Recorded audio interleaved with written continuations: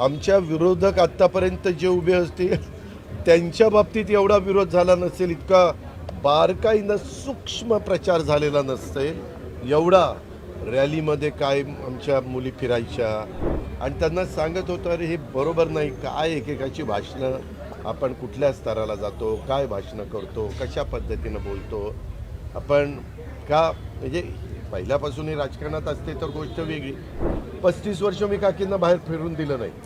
35 वर्ष तुम्ही बारामतीकरांना विचारा. आणि मग मला राज्य पण बघावं लागायचं आणि मग तुम्ही पण म्हणायचं दादा तुम्हाला बारामतीकरांनी अडकून ठेवलं का हो. ते तुमच्या विरोधात उभे होते, तुमच्या घरातलं ते कुटुंब होतं, राजकारण जरी असलं, निवडणूक जरी हो का, मी तुम्हाला स्पष्ट सांगतो, मी लोकसभेला चूक केली. माझ्या पत्नीला बारामतीत उभं करून मी चूक केली. त्यावेळेस मी चुकलो होतो. ह्यावेळेस मी चुकलेलो नाही. माझी उमेदवारी पार्लमेंटरी बोर्डाने पहिली जाहीर केली. मी नको म्हणत होतो.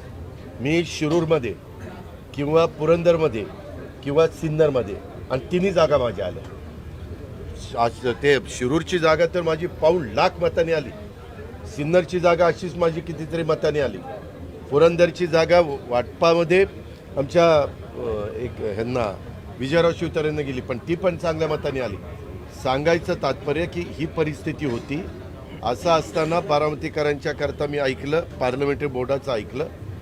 ह्यावेळेस मी चूक कबूल केली, इतरांनी कुणी चूक केली, तिकीट का दिलं त्याला, काही गरज नव्हती.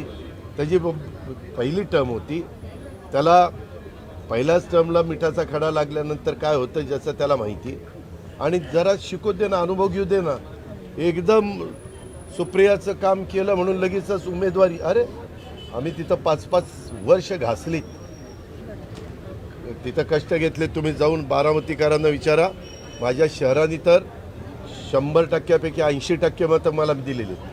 20% तर जातात ना, तेवढीच लोक विरोधी असावेच लागतात. नाही तर सगळेच असले तर मग आमच्याही डोक्यात सत्तेची नशा चढते, हवा चढते. त्याच्यावर जमिनीवर पाय ठेवून चालायचं असतं आणि नको होतं करायला. परंतु फार म्हणजे माझी आई म्हणत होती हे नको, आजीच्या विरोधात उभा करू नका.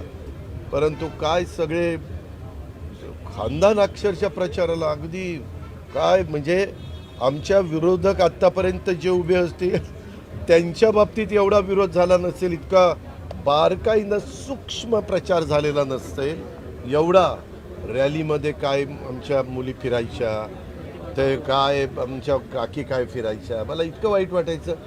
काकी माझ्या आईसारख्या आणि त्या पायाला भिंगरी बांधून ह्या वयात 35 वर्ष मी काकींना बाहेर फिरून दिलं नाही. 35 वर्ष तुम्ही बारामतीकरांना विचारा. आणि मग मला राज्य पण बघावं लागायचं आणि मग तुम्ही पण म्हणायचं दादा तुम्हाला बारामतीकरांनी अडकून ठेवलं का हो. मी म्हणायचो नाही, मी तिथं थोडा वेळ देतो आणि बाकीचा वेळ राज्याला देतो आणि राज्यात फिरायचो.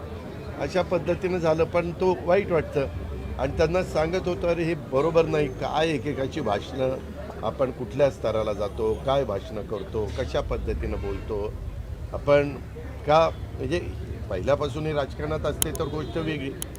पण जाऊ द्या आता.